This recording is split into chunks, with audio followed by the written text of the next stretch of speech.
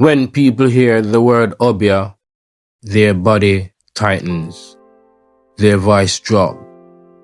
Some laugh nervously, some cross themselves.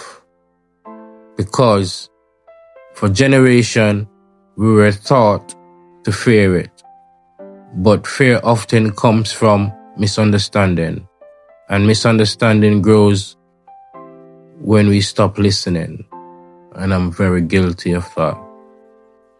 So let's slow down and talk about this properly.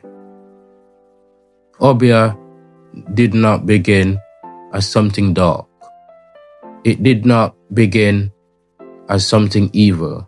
It began as knowledge. Knowledge carried across the ocean in minds of Africans taken from their homes. Knowledge of herbs, knowledge of healing, knowledge of protection, knowledge of spirit. When enslaved Africans arrived in the Caribbean, they were stripped of everything they owned, except what they carried inside their memory. Obeah became a way of survive. Wow. A way to survive. Obeah was the grandmother who knew which leaf to boil and when a child had a fever. It was the elder who knew how to calm the mind, how to protect the home, how to warn people of danger. It was spiritual medicine, not superstition. But the power always makes systems uncomfortable.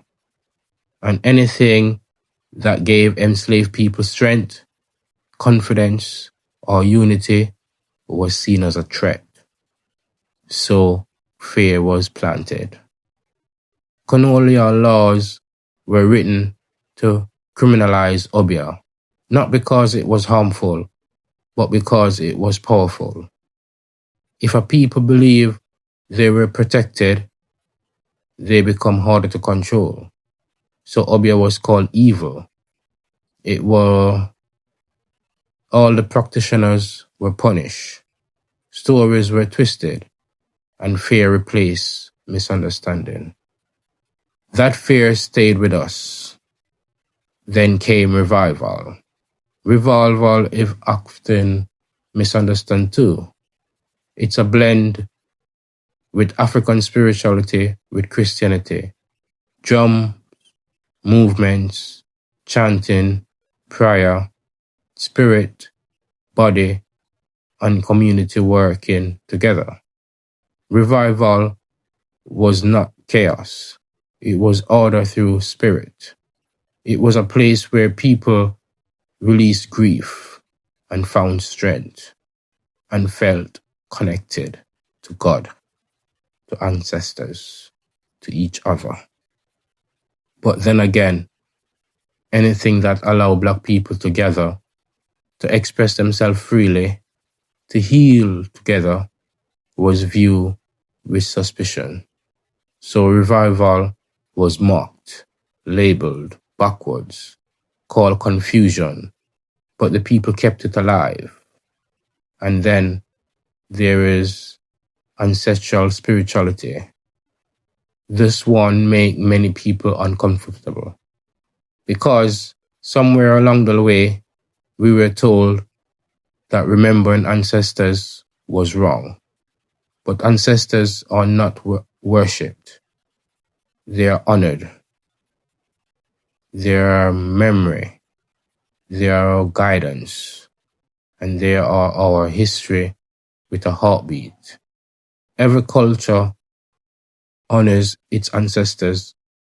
Some light candles, some visit graves, and some speak their names. In the Caribbean, ancestral spirituality simply means remembering who walked before us and respecting the journey that brought us together. Fear enters when things are misunderstood. Some people use spiritual knowledge wrongly. That is true. Just like medicine can heal or it can harm. Just like words can build or it can destroy. But abuse does not cancel truth. Obeah is not automatically evil. Revival is not madness. Ancestral remembrance is not darkness. They are a system of meaning, survival, and identity. The real danger is not the spirituality. The danger is losing the ability to understand our own cultural language. When people are cut off from their roots, they become easier to shape, easier to confuse, easier to divide. And so fear remains. But misunderstanding changes everything. You don't have to practice Obeah to respect it. You don't have to attend revival to understand its purpose. You don't have to believe exactly the same to acknowledge where it comes from. Respect does not require agreement. So when we hear these words, Obeah, revival, ancestral spirituality, we don't need to whisper anymore.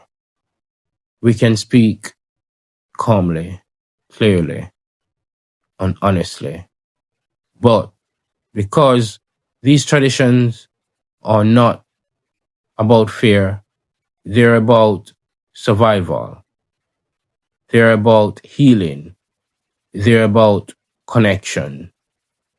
And the people who understand their past walk in the future with steadier feet as well. Not everything misunderstood is dangerous. Sometimes it's just waiting to be understood. Not everything we fear is dangerous. Sometimes it's just misunderstood. Obeah, revival, and ancestral spirituality were never about darkness. They were about survival, healing, and connection.